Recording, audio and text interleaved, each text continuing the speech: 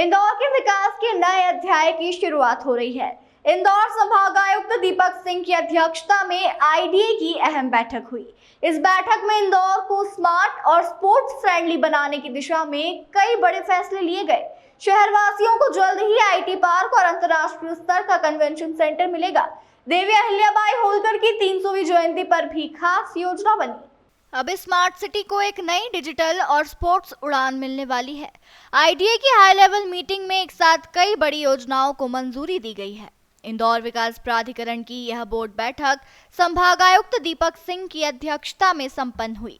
बैठक में collector Ashish Singh, IDA के सीईओ आरपी अहिरवार समेत कई वरिष्ठ अधिकारी मौजूद रहे। इस बैठक में शहर के मौजूदा विकास कार्यों की समीक्षा के साथ साथ कुछ नए प्रस्तावों पर भी मुहर लगी। इंदौर में पीपीपी मॉडल पर बनने वाले आईटी पार्क और कन्वेंशन सेंटर के लिए टेंडर जल्द ही जारी किए जाएंगे। इसके जरिए शहर में टेक्नोलॉजी और व्यापारिक गतिविधियों को बढ़ावा मिलेगा। इसके अलावा देवी अहिल्याबाई होलकर की 300वीं जयंती के उपलक्ष्य में आईडीए की ओर से आयोजन संस्था को 5 लाख रुपए की अनुदान राशि देने का फैसला लिया गया। कुमेड़ी स्थित आईएसबीटी के रखरखाव को लेकर अभी तक किसी एजेंसी ने दिलचस्पी नहीं दिखाई, जिसके चलते नियमों में बदलाव की जरूरत महसूस की गई।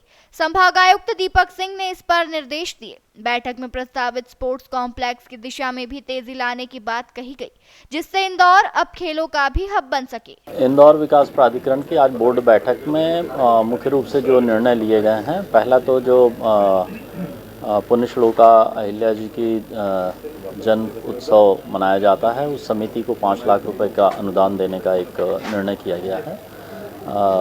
शासन के द्वारा जो पीपीपी प्रोजेक्ट्स की अनुमति प्राप्त हुई है, एक तो आईटी पार्क को लेके और दूसरा कन्वेंशन सेंटर को लेके, उसके टेंडर निकालने के लिए निर्णय लिया गया है। इसके साथ ही सुपर कॉरिडोर में जो स्पोर्ट्स की भूमि है, उसके लिए भी एक ईओआई जारी किया जा रहा है और जो एक्टिविटीज़ वहाँ पर अलाउड हैं उसके लिए निजी इन्वेस्टर से प्रस्ताव मंगाए जा रहे हैं और प्रस्ताव प्राप्त होने के बाद फिर उसमें आगामी निर्णय लिया जाएगा। जो आगामी 16 तारीख को मध्य प्रदेश शासन द्वारा जो यहाँ कॉन्क्लेव आयोजित की गई है विशेष रूप से अर्बन डेवलपमेंट को लेके, उसकी तैयारियों के बारे में आज चर्चा की गई है।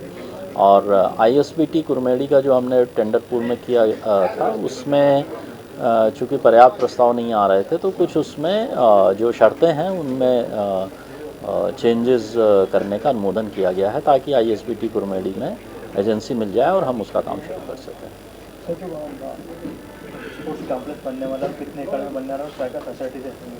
स्पोर्ट्स कॉम्प्लेक्स जो अपना सुपर कॉरिडोर में है, लगभग 25 एकड़ ज़मीन वहाँ पर आईडीए के पास उपलब्ध है। आईडीए ने एक बार प्रयास किया था जिसमें कि लगभग 200 करोड़ रुपए की राशि प्राप्त हुई थी, लेकिन बोर्ड ने उसकी स्वीकृति नहीं दी थी।